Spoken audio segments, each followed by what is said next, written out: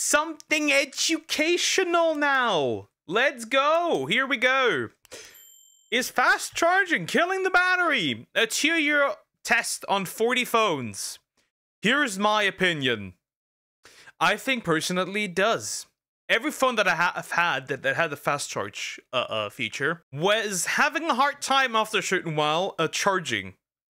Which I personally, yeah, I feel like it does. I don't know. Maybe I'm schizo, but it does. I feel like every phone that I had that had fast charging, and I fast charged it every single time.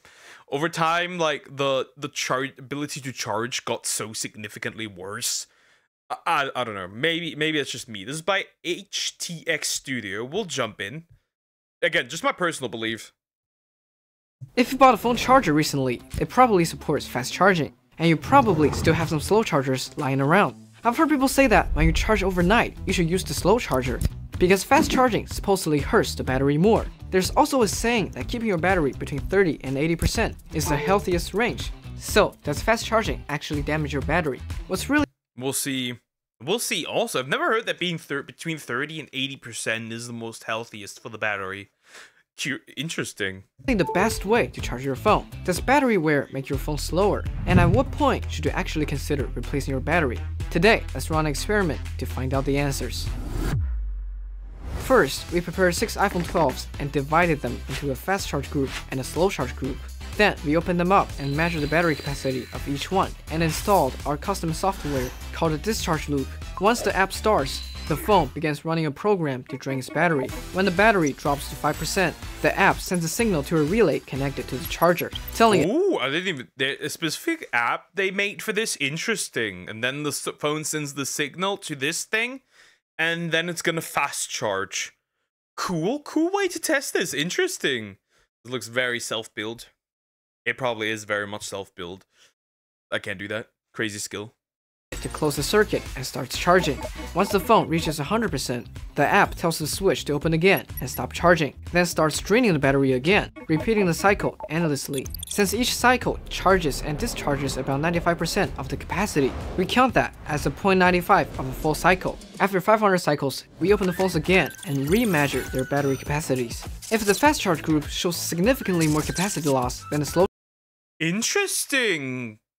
Okay, so does that mean it's true? One goes to 2.8 and the other one goes to 2.5 from 3K. Interesting. So that's interesting. Charge group, then we can say fast charging does hurt the battery more. In addition, we prepared another group of iPhone 12s. These phones drain from 80% down to 30%, then fast charge back to 80%. Since each round only uses 50% of the battery, we count that as a half a cycle. If after 500 cycles, this group's battery loss is less than the full fast charge group. Interesting. So not going down fully is also better. I am surprised. Then, it proves that keeping your phone between 30% and 80% really does help protect the battery. Finally, we had one more iPhone 12 as a control group. This phone didn't go through any charge cycles. We only measured its capacity at the beginning and end to rule out the effects of time and other factors. On Android, we set up the same test groups, but for fast charging, we used the IQ7 with 120 watts, and for slow charging, we used 18 watts. To keep the experiment running smoothly, we built an anti-crash device. If our discharge app crashes, this device detects the screen color change and reopens the app automatically.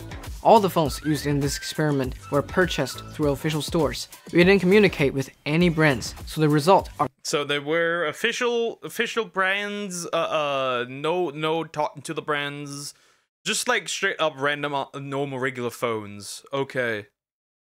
Completely independent. Running a test like this takes about 6 months, so if you could give us a like, we'd really appreciate it. Before the test began, just to prove we were really doing this for a long time, we planted some plants. That's kind of cool. That's a cool way to show this off. I've never seen the time lapse like this for something that's not plant related. That's kind of cool. That's pretty cool. Yeah.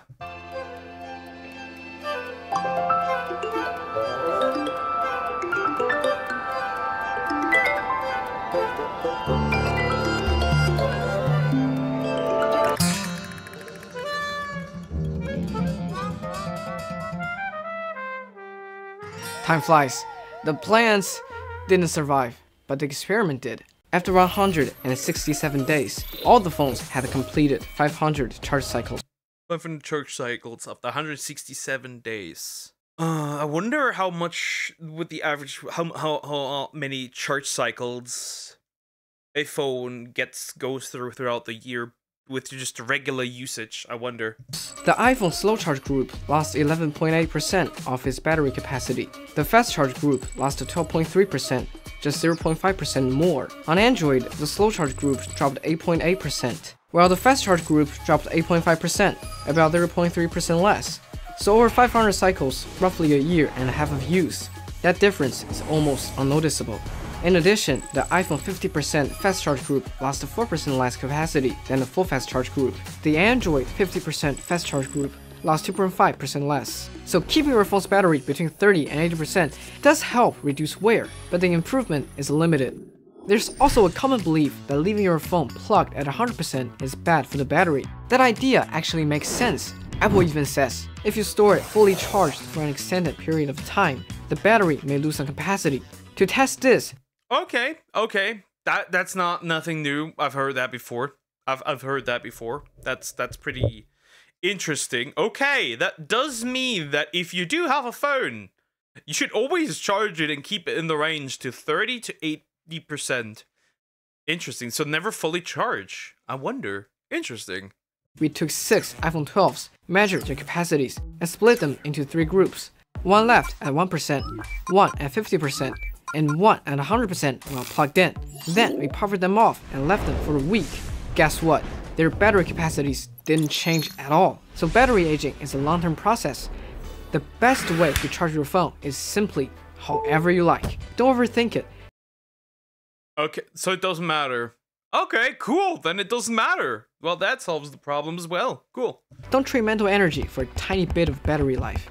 Now that we know how charging affects battery wear, let's look at how battery wear affects your actual phone experience. We found 4 iPhone 12s with battery health at 94, 89, 85, 81%, plus 1 iPhone 10 at 77%. We teamed up with our friends at Geeker1 to test their battery life and performance. After 4 hours of continuous use, the remaining battery levels were 39, 41, 32, and 26%. The iPhone 10 at 77% battery health shut down after 3 hours and 52 minutes. Then we replaced all their batteries and ran the test again.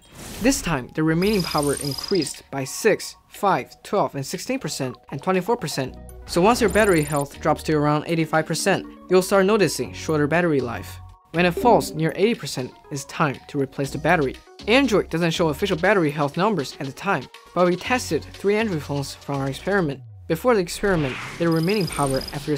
Okay, so around 80%. If you have 80%, you should be... Interesting. Okay, when you have around 80%, you should replace the battery.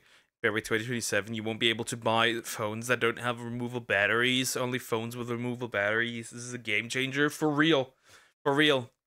For once, also the EU is pulling through, right? They did it with like the chargers, right? Everything has to be USB-C now, and iOS can't have special chargers anymore. So yeah, there are some good things. Same test were 35, 33, and 35%. After new batteries increased 9, 10, and 8%, roughly an extra 90 minutes of use. Does battery wear affect performance? Not really. Performance stayed nearly the same before and after replacement, but phones with degraded batteries throttle earlier. For example, this iPhone with 80% battery health slows down at 11%. While with the new battery, it doesn't throttle until 5%. In games, that means the new battery lets you play a bit longer before it lags.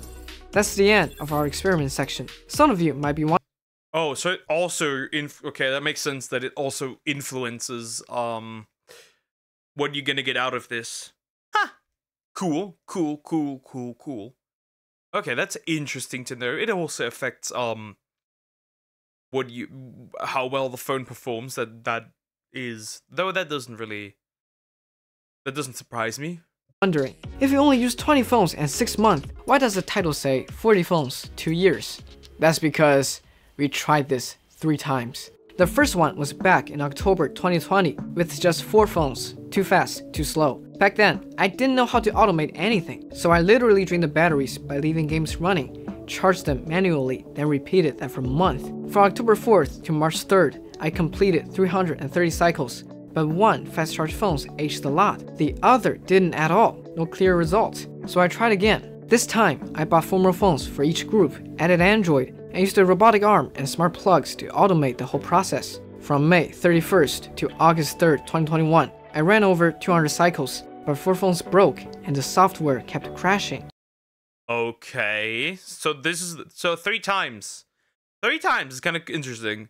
More thing, iPhone 19 will rename as iPhone 20 2027 because it's 20th anniversary 2027. They skipped it, and iPhone 20 might have removable battery, or if not, iPhone is banned on Europe because it doesn't have removable battery. They would probably rather put in the removable battery before they lose an entire market. That doesn't make sense. But renaming it is a bit weird, and I feel like a little condescending and confusing. Another failure. Then came the third try, the one you just watched, and it finally worked. Sometimes I wonder, does anyone still care about whether fast charging hurts battery? Is it really worth all this time and effort? Then I remember my first phone.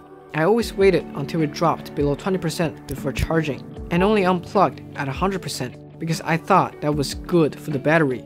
I did that for 3 years. Looking back, it didn't help the phone, but it made me feel like I was taking care of something important because that phone meant a lot to me. It was my window to the world, my escape from the boredom. So even if that kind of care didn't matter technically, it still mattered emotionally. If this video helps more people use their phones a little more freely, then it's all worth it. All the phones from this test have been given away to our viewers after getting brand new batteries. It's kind of based. Cool. Not bad. If there's anything else you'd like us to test, let us know in the comments. After this, we've also done a video about whether using your phone while charging hurts the battery. Go check it out. See you next time. Cool. Very cool. Okay.